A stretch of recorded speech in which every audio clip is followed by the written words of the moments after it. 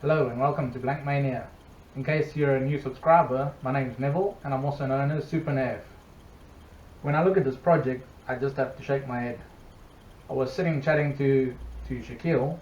Some of you will know him as the African angler, but Shakeel and I were chatting and he said to me, for your next video, why don't you make something that nobody else has made? So eventually I decided, you know what, I haven't seen many people make an intricate laser cut marble machine. So that's basically what I'm going to show you now.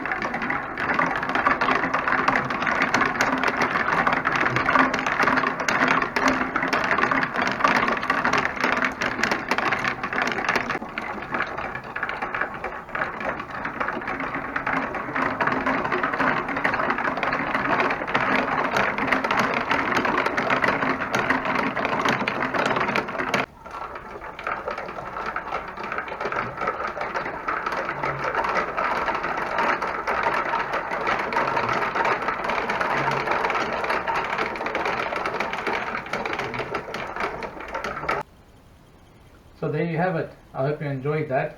Believe it or not, Shakeel and myself are still friends.